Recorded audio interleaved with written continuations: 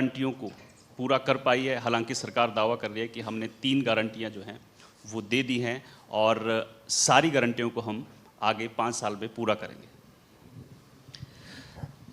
देखिए, एक तो बड़ी साफ बात है, झूठ बोल करके सरकार बनाने में वो सफल तो हो गए, लेकिन झूठ बोल करके सरकार चलाना आसान नहीं है। और 1 साल सरकार का कार्यकाल बीत गया और हमारा ये मानना है कि हिमाचल 10 वर्ष पीछे चला गया। जी, जहां आप कह रहे हैं कि जश्न की बात कह रहे हैं कि 1 साल का जश्न मना रहे हैं, किस बात का जश्न? जहां हिमाचल प्रदेश में 500 लोगों की जिंदगी इस बरसात के दौरान त्रासदी में चले गई, उसके बावजूद जश्न मनाने की बात हो रही है। जहां हिमाचल प्रदेश में एक भी आदमी घर के बिना नहीं था, आज हजारों लोग इस त्रासदी के बाद बेघर हो गए हैं। लोग टेंट में रह रहे हैं सर्दी के मौसम में, और ऐसे में क्या जश्न मनाने का ये सोच जो है उचित है क्या? जहां तक गारंटी की बात कर रहे, 10 गारंटी दी थी उन्होंने जी, और उन्होंने कहा था कि हम हिमाचल प्रदेश में सत्ता में आएंगे तो 18 साल से ऊपर की महिलाओं को 1500 रुपये दिसंबर के महीने के बाद मिल। सरकार बनने के बाद पहली कैबिनेट में निर्णय होगा। 1 साल बीत गया, एक महिला को मिला क्या? उन्होंने वादा किया था, गारंटी दी थी कि 5 लाख बेरोजगारों को नौकरी देंगे और 1 साल के जो पहली कैबिनेट जो हमारी होगी, पहली कैबिनेट में 1 लाख बेरोजगारों को नौकरी देने का हम कैबिनेट का एजेंडा ला करके आइटम। लेकिन मुख्यमंत्री कहते हैं कि अगर आपदा नहीं होती तो हम वो भी पूरा कर लेते हैं। देखिए, ये बहाना कर रहे हैं और इसके सिवाय और इनके पास कोई और रास्ता नहीं है। बचने का रास्ता ढूंढ रहे हैं लेकिन नहीं बच पाएंगे, इसमें गुंजाइश ही नहीं है बिल्कुल बचने की। और दूसरी बात, उन्होंने जो वादे किए हैं 10 गारंटी, एक भी गारंटी पूरी नहीं हुई। उन्होंने वादा कहा था, ओपीएस की बात कही थी उन्होंने। ओपीएस के मामले में अभी तक भी प्रोसेस अभी तक शुरू किया है, लेकिन किसी को ओपीएस मिली अभी तो सुना नहीं हमने। 300 यूनिट बिजली फ्री देने की बात कही थी उन्होंने। 1500 इंस्टीट्यूशन हिमाचल प्रदेश में चले हुए इंस्टीट्यूशन जो है, 8 महीने से हॉस्पिटल में डॉक्टर इलाज कर रहा है और सरकार कांग्रेस की बनती है, वहां ताला लगा दिया जाता है। 8 महीने से वहां पर तहसीलदार बैठ करके तहसील चला रहे हैं, वहां पर ताला लगा दिया गया।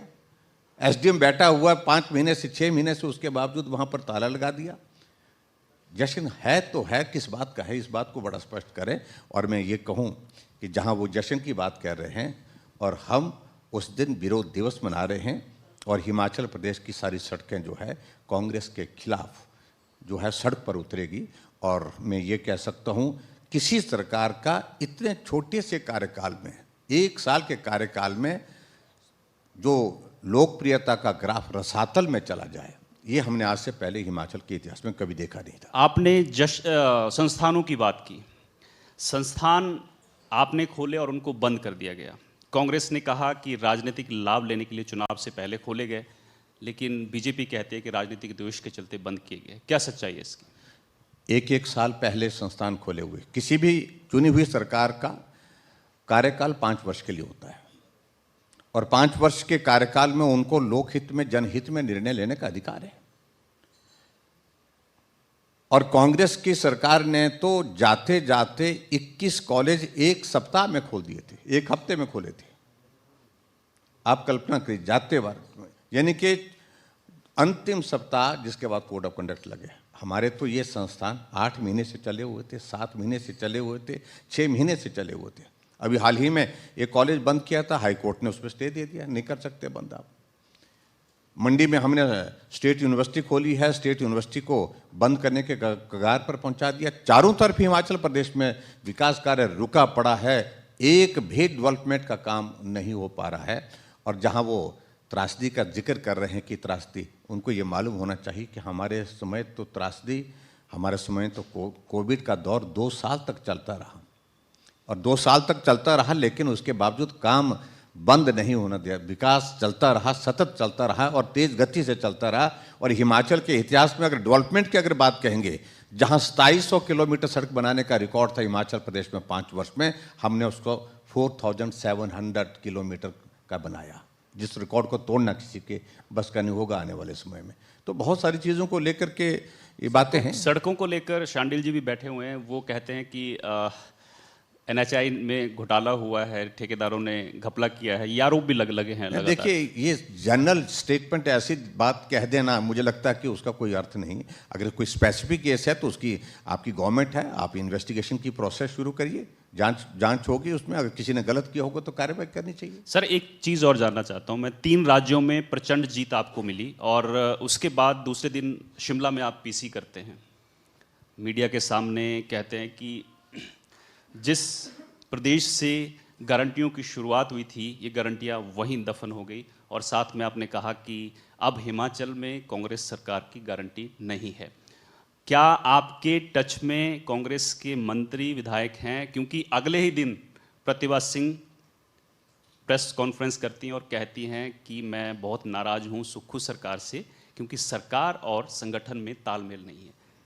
क्या सच्चाई है? एक बात तो बड़ी साफ जैसी बात है कि एक कल्चर शुरू किया था कांग्रेस पार्टी ने गारंटी का, और वो गारंटी का कल्चर शुरू छत्तीसगढ़ से शुरू हुआ था, प्रमुख रूप से वहाँ से शुरुआत की थी, और वहाँ से शुरुआत हुई थी, वहाँ सरकार उनकी चली गई, क्योंकि जो गारंटियाँ उन्हें दी थी पूरी तो की नहीं, सिर्फ एक ही मकसद को, सत्ता को हासिल करने के लिए बोलते हैं ये लोग, और उसके लिए कुछ भी बोल देते हैं। और वहाँ देखिए गारंटी की क्या स्थिति है। गारंटी दी थी हम शराब को मतलब जो है वो शराब बंदी करेंगे, लेकिन शराब घोटाला वहाँ चर्चा का बहुत बड़ा एक मुद्दा बना चुनाव का। गोबर की गारंटी दी थी 2 रुपये किलो के हिसाब से खरीदने के लिए, और गोबर घोटाला वहाँ पर बहुत बड़ा मुद्दा बना। और इस तरह से और भी, चाहे वो महादेव ऐप का जिक्र करें हम, चाहे वो कोयला घोटाले की बात की जिक्र करें, ऐसी बहुत सारी चीज़ें हैं। लेकिन मेरे कहने का मतलब गारंटी के सिलसिले में हमने यही बात कही थी, आप बोलिए लेकिन जो आप कर सकते हो। और हिमाचल प्रदेश में जो गारंटी उन्हें कांग्रेस ने दे रखी है, मैंने तब भी बोला, आज भी बोल रहा हूँ, 10 जन्म तक कांग्रेस ये गारंटी सर आपने घोटालों की बात उठाई, विक्रमादित्य ने इसी पे रिप्लाई करते हुए कहा था कि आप नाटी किंग हैं हिमाचल के। नहीं, देखो घोटाला और नाटी किंग तो बहुत, हमारी वो नाटी तो हमारा कल्चर है, वो हमारा हिमाचल की संस्कृति है, पहाड़ी नाटी है, पहाड़ में वो कल्चर है, उस कल्चर में हम रचे बसे हैं, और उसमें हम उसका आनंद भी लेते हैं, और लोग भी उसमें जो है उसको कोई बुरा नहीं, अपने कल्चर के साथ रहना, जीना, बसना। मैं नहीं समझता हूँ कि इसमें कोई गलत काम किया। हमने उस प्रकार की नाटी तो की नहीं कि जिस पर कोई अश्लीलता हो, कोई गलत बात हो। हमने नाटी वो की है जो हिमाचल की एक संस्कृति है, उस संस्कृति को जिंदा रखना हमारा दायित्व भी है। और जहाँ तक उन्होंने बात कही होगी, मैं घोटाले की बात कह रहा हूँ कि घोटालों का कांग्रेस के साथ इस तरह का नाता जुड़ा हुआ है, एक के बाद एक। कोई प्रदेश आप देखिए, आप राजस्थान में जाइए, लाल डायरी का जिक्र होते ही अगर गूगल पर आप टाइप करेंगे लाल डायरी तो सारा जिक्र आता है उसमें। आपको 508 आपका जो है वो उस पर आप गूगल पे टाइप करिए तो महादेव ऐप का जिक्र आता है। तो ऐसी बहुत सारी चीज़ें हैं जो सीधे जुड़ी हुई है घोटाले के साथ और कांग्रेस की पार्टी के नेताओं के साथ जुड़ी है। जब कांग्रेस सत्ता में आई तो एक श्वेत पत्र लाने के लिए कमेटी बनाई और आप पर, आपकी सरकार पर, जयराम सरकार पर वित्तीय कुप्रबंधन का आरोप लगाया और कहा कि जो लोन लिया गया अंतिम समय में उसको चुनाव में खर्च किया गया। और उसके बाद हालत ये है कि सुक्खू सरकार के पास एम्प्लॉयज़ को सैलरी देने तक की दिक्कत थी और हर महीने 1000 करोड़ रुपए लोन सरकार ले रही है। और बीजेपी ने एक श्वेत पत्र लोन पर निकाल डाला और कहा कि अगर 5 साल में 1000 करोड़ हर महीने लेगी तो 60,000 करोड़ रुपए 5 साल में सुक्खू सरकार लोन ले लेगी। और लेकिन आपने आरोप लगा दिया कि ये काम जो है विकास कार्यों में, पैसा जो है विकास कार्यों में नहीं लग रहा है। बीजेपी की तरफ से आरोप लगाया। देखिए सीधी सी बात, एक बात मैं कहना चाह रहा हूँ, उसमें हिमाचल प्रदेश की आर्थिक परिस्थिति ऐसी बनी हुई है और आज से नहीं कई वर्षों से बनी है। मुझसे पहले जो मुख्यमंत्री वो भी इन बातों का जिक्र करते थे। जो लोन लेकर के हिमाचल में जो आज की तारीख में हमारी देनदारी है वो बहुत ज़्यादा है। जब मैं मुख्यमंत्री बना 2017 में, उस वक्त भी 2017 में जो है 50,000 करोड़ रुपए के ऋण थे। 38,500 की तो मैंने इनकी देनदारियाँ पूरी की, जिसमें ब्याज की किस्त हो गई और जो मूलधन लिया था, जो पैसा लिया वो लोन लिया, उसकी किस्तें अदा करने में हमने उसमें दिया है। और जहाँ तक बात हमें कहते 6 महीने तक मुख्यमंत्री हिमाचल प्रदेश के यही कहते रहे कि जयराम ठाकुर ने लोन लिया। हमने कहा हमने गलत किया है तो तुम मत लीजिए, तुम गलती मत करिए। लेकिन उन्होंने सारे रिकॉर्ड तोड़ दिए। हमने 2 वर्षों में 6,000 के करीब लोन लिया और इन्होंने 12 महीने में 12,000 करोड़ रुपए ऋण ले लिया है। और ये स्थिति बन गई हिमाचल प्रदेश में कि ये सारे रिकॉर्ड टूट जाएंगे अगर ये सरकार रही। मुझे मालूम नहीं रहेगी कि नहीं रहेगी, लेकिन अगर 5 साल तक रहेगी सच बता दीजिए, रहेगी कि नहीं रहेगी? कितने विधायक सच में? 60,000 करोड़ बन जाएगा अगर 5 साल में। जहां तक नहीं रहेगी तो इस सारी चीज को लेकर के मैं अभी कहना नहीं चाहता। लोकसभा चुनाव नजदीक है, कुछ होने वाला है हिमाचल में, ऑपरेशन लोटस? नहीं, तो ये देखो, ऑपरेशन लोटस करने की आवश्यकता ही नहीं लग रही है। जो जिस तरह का वहाँ पर कोऑर्डिनेशन उनका आपस में नेताओं का है, मंत्री खुश नहीं, विधायक खुश नहीं है, और पार्टी की अध्यक्षा खुश नहीं है, और खुलेआम एक दूसरे के ऊपर बोलते हैं। और मैं उस सारी चीज़ पर टिप्पणी नहीं करूँ, वो उनकी पार्टी का विषय है। लेकिन फिर भी मैं इतना ज़रूर कहना चाहता हूँ कि तमाशा बन गया है हिमाचल प्रदेश में। कांग्रेस की सरकार, सुख की सरकार, व्यवस्था परिवर्तन, सब तमाशा। ठीक है सर, एक अंतिम सवाल लेना चाहूँगा, वक्त की कमी है। कंगना रनौत से पूछा गया कि क्या आप लोकसभा चुनाव लड़ेंगी? उनका जवाब था, श्री कृष्ण ने चाहा तो जरूर लड़ूंगी। क्या कंगना रनौत मथुरा से चुनाव लड़ेंगी लोकसभा का, और या फिर मंडी से? क्योंकि मंडी से चर्चा उनके नाम की भी है, आपके नाम की भी है। प्रतिभा सिंह से पूछा गया, उन्होंने कहा मुझे कोई दिक्कत नहीं, कंगना मंडी से लड़ ले चाहे मथुरा से लड़ ले। नहीं, देखिए, जहाँ तक चुनाव में टिकट देने की बात आती है, हमारी पार्टी में एक स्थापित व्यवस्था है, पार्टी का नेतृत्व तय करता है। हाँ, चुनाव लड़ने वाले की इच्छा है, उन्हें जाहिर की है, और इच्छा जाहिर करिए, पार्टी सही समय में उचित निर्णय लेगी। और लेकिन मैं इतना ज़रूर कहना चाहता हूँ कि हिमाचल प्रदेश में 2014 में हम 4 सीटों पर जीते थे, 2019 में 68 की 68 सीटों पर जीते और 4 सीटें रिकॉर्ड वोटों से जीते, और 2024 में भी हम 4 सीटें जीतेंगे, ये मेरा कहना है। और पार्टी का निर्णय जो होता है वो सर्वोपरि होता है, वो सबके लिए है। अच्छा, कांग्रेस ये कह रही है कि इस बार हम लोकसभा की चारों सीटें जीतने वाले हैं, और जो हमीरपुर सीट है जहां से अनुराग ठाकुर सांसद हैं, वो बहुत मजबूत सांसद हैं वहां से। अब कांग्रेस कह रही है कि इस संसदीय सीट से सुक्खू भी आते हैं और उप मुख्यमंत्री भी आते हैं, और ये यहाँ पर दाव लगा हुआ है, किस्मत और इज्जत दोनों दांव पर है, और हम इस सीट को इस बार छोड़ेंगे नहीं, हमीरपुर सीट को। क्या लगता है कांग्रेस के दाव में कितना सच है? लेकिन वो सारी चीज़ें सामने आ जाएंगी। देखिए, हमीरपुर एक ऐसी सीट है, वो हमारी बहुत मजबूत सीट है। पिछले, मुझे मालूम नहीं अब एग्जैक्ट कितनी बार हमने जीती, वो रिकॉर्ड आज तक की सबसे ज़्यादा 2008 के बाद हमने लगातार उसको जीता है। और लगातार जीतने के बाद आज वहाँ पर हमारी पार्टी के बहुत कदावर नेता हैं, सांसद हैं, केंद्र में मंत्री हैं अनुराग ठाकुर जी, और उस सीट पे हम रिकॉर्ड वोटों से जीतने जा रहे हैं। और मैं ये कहूँगा कि 4 सीटों पर जीतेंगे। जिस प्रकार से आपने देखा होगा, जहाँ कांग्रेस पार्टी अभी राज्य के चुनावों में हमारे सामने थी, जश्न मनाने की बहुत बड़ी तैयारियां थी कि जश्न होगा, लेकिन परिणाम आए तो हम जो पहले दिन के 4 परिणाम निकले राज्यों के, उसमें से हम 3 सीटों पर जीते हैं। 2 राज्य उनके पास थे, वो हमने वापस ले लिए, वहाँ भाजपा की सरकार बनी। और एक राज्य मध्य प्रदेश, जहाँ 18 साल से भाजपा की सरकार और फिर 5 साल के लिए फिर भाजपा की सरकार बन गई। तो मोदी जी का विश्वास, मोदी जी के प्रति आस्था, मोदी जी के प्रति एक भरोसा, ये पूरे देश भर में बढ़ा है, बहुत ज़्यादा बढ़ा है। और लोकसभा के चुनाव में इसका परिणाम इस प्रकार से होगा, अब की बार हम पिछला जो आंकड़ा है 300 के, उससे बहुत आगे निकलेंगे। ठीक है सर, शुक्रिया सर, आपने वक्त दिया। कैपिटल डायलॉग में आपने इस तमाम हिमाचल की सियासत को लेकर बातें कही, आपका बहुत बहुत शुक्रिया sir. Thank you very much, thank you. Please, बहुत शुक्रिया जयराम ठाकुर जी। हिमाचल की राजनीति का सिनेरियो बहुत हद तक हमें समझने में मदद मिली आपके इस सेशन में। और अब हम बिना किसी देरी के आगे बढ़ते हैं। हमारा अगला सेशन बहुत इम्पोर्टेंट, की सुरक्षा, ड्रग्स और गैंगवार पर चर्चा, और उसके लिए डिस्कशन के लिए हमारे साथ रहेंगे डीजीपी हरियाणा शत्रुजीत कपूर, और इसको होस्ट करेंगे मैनेजिंग एडिटर सुंदर सोलंकी जी। आपका मंच पर स्वागत है शत्रुजीत कपूर जी। जोरदार तालियों के साथ एक बार शत्रुजीत जी का स्वागत कीजिएगा, क्योंकि बहुत इंपॉर्टेंट सेशन है ये। सिक्योरिटी के लिहाज से, लॉ एंड ऑर्डर के लिहाज से हम बात करेंगे कि इस वक्त चंडीगढ़ की सिचुएशन क्या है।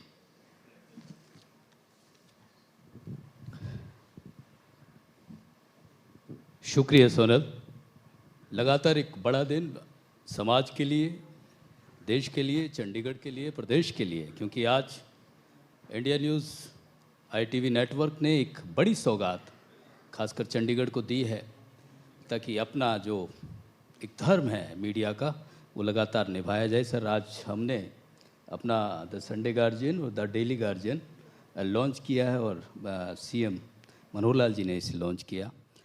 मैं सर, आपका नाम शत्रुजीत, और पहला समाज में शत्रु की बात करें आपके लिहाज से वो क्या हैं और उनको जीतने की क्या कुछ योजना है, वो हमारे दर्शकों को बताइए। जी, सबसे पहले तो इंडिया न्यूज़ ग्रुप को बहुत बहुत बधाई। आपने संडे गार्जियन और द गार्जियन दोनों लॉन्च किए हैं चंडीगढ़ में, और आपको बहुत बहुत शुभकामनाएं। बहुत धन्यवाद। आपके प्रश्न की अगर बात करें तो मैं यही कहूँगा कि जो डेविएंट बिहेवियर है वो एक समस्या हमेशा से रही है समाज में, हर समाज में रहती है, केवल भारत में नहीं, हर सोसाइटी में, हर देश में, जहाँ पे एक वर्ग समाज का कानून को नहीं मानता या कानून के विरुद्ध चलना चाहता है और अपने से कमज़ोर को, अपने से निर्बल को दबाना चाहता है। तो रूल ऑफ लॉ है हमारे देश में, लोकतंत्र है, और लोकतंत्र में सभी को समान अधिकार हैं। तो जिसकी लाठी उसकी भैंस का जो पुराने ज़माने में एक नियम होता था वो अब नहीं है। सभी बराबर हैं, निर्बल भी बराबर बैठता है, चाहे किसी भी वो समाज से हो, किसी धर्म से हो, किसी जाति से हो, तो सबके समान अधिकार हैं हमारे देश में। तो उन लोगों के सारे अधिकार सुनिश्चित करना ये सबसे बड़ी एक जिम्मेदारी है, और वो लॉ इन्फोर्समेंट एजेंसीज़ पे आती है। तो वो उसमें अगर स्पेसिफिक बात करें तो हमारे जो वल्नरेबल ग्रुप्स हैं, 50% महिलाएं हैं समाज में, फिर हमारे बुजुर्ग हैं, बच्चे हैं, और शेड्यूल्ड कास्ट और माइनॉरिटीज़, ये ऐसे वल्नरेबल ग्रुप्स हैं। कुल मिला के अगर हम इसको देखें तो लगभग 80 से 85% जनसंख्या हमारी इनमें कवर हो जाती है। तो इनको बचाना है बचे हुए 15% से, और इनके अधिकार इनको दिलवाने हैं। तो ये एक, और इसी से जुड़ा हुआ मुद्दा नशे का है जी। नशा एक बड़ी समस्या बनती जा रही है, तो उसको डील करना। फिर कुछ टेक्नोलॉजी से जुड़े हुए चीज़ें हैं, जैसे साइबर क्राइम्स का, टेक्नोलॉजी का ऐसा प्लेटफॉर्म मिल गया, तो जो पहले ठगी करते थे लोग, उनको फिज़िकली आना पड़ता था, अब फिज़िकल उनको खुद आने की आवश्यकता नहीं है। वही चीज़ इंटरनेट के माध्यम से या वही मोबाइल फ़ोन का इस्तेमाल करके काम वही है, ठगी है, लेकिन टेक्नोलॉजी एक माध्यम बन गया, उससे उनको बिना मिले एनोनिमिटी मिल गई, और उसका एक मिसयूज़ करके वो लोग ये क्राइम कर रहे हैं। तो वो एक बड़ी समस्या है। तो साइबर क्राइम्स, ड्रग्स और वल्नरेबल ग्रुप्स को की प्रोटेक्शन, ये 3 मेजर एरियाज़ हैं जिन पे हमें ध्यान देना है। DGP हरियाणा ने इस समाज के दुश्मनों की बात की, और सर लगातार बता ही रहे हैं, और इसी ये बड़ा शर्म का विषय, खासकर बड़ी चीज़ें होती है, महिलाएं जिस तरह से अमूमन हेडलाइन बनती है, उनके प्रति जो अपराध बढ़ता हुआ लगातार होता है, लेकिन हरियाणा पुलिस किस तरह से उन्हें सुरक्षित महसूस करा रही है, कौन कौन से ऐसे कदम हैं जो ज़मीन पर कारगर साबित हो रहे हैं, और आप कैसे देखते हैं कि क्या ये जो कदम हैं ये काफ़ी हैं? जी, जैसा मैंने बताया कि आधी जनसंख्या है हमारी महिलाओं की, और इसमें 2 एक ऐसे मुद्दे हैं जिस पे हमें फोकस हमने शुरू में किया है। एक है ट्रांसपोर्ट, घर से जब महिला चलती है और वर्क प्लेस तक जाती है, या एजुकेशनल इंस्टीट्यूशन जहाँ वो पढ़ती है लड़की, वहाँ तक आने जाने का जो वक्त है, उस वक्त वो असुरक्षित महसूस करती है, या फिर जहाँ पे वर्क प्लेस पे और जहाँ भी वो काम करती है एजुकेशनल इंस्टीट्यूशन में। तो इन दोनों जगह पे हमें फोकस करना है, ट्रांसपोर्ट पे भी, और जो ऐसे हॉटस्पॉट्स हैं हमारे जो क्राइम अगेंस्ट वीमेन के पॉइंट ऑफ व्यू से, कुछ मार्केट्स होती हैं हर जगह, कुछ ऐसे ईटिंग जॉइंट्स हैं जहाँ पे कोई ना कोई गलत किस्म के लोग, या वो पॉइंट जहाँ बस स्टैंड है या ऑटो स्टैंड है जहाँ पे महिलाओं का कुछ जमावड़ा होता है जी। और वहाँ पे इस किस्म के तत्व ज़्यादा एक्टिव हो जाते हैं। तो ऐसे पॉइंट्स को चिन्हित करना, उनको क्राइम अगेंस्ट विमेन के हॉटस्पॉट्स उनको सिक्योर करना, ये एक बड़ी बात है, बड़ी प्रायोरिटी है। और दूसरा जो हमारी ट्रांसपोर्ट का, उसमें ऑटोज़ का बहुत इस्तेमाल होता है, महिलाएं ऑटो इस्तेमाल करती हैं, शेयर्ड ऑटोज़ हैं। ऐसे ही गाँव के एरिया में देखें तो जीपें चलती हैं या कुछ ई रिक्शा वगैरह भी चलते हैं। तो इन सब का हम डेटाबेस बना रहे हैं। डेटाबेस में ड्राइवर की पूरी Powered by Tulip Infra, shaping future through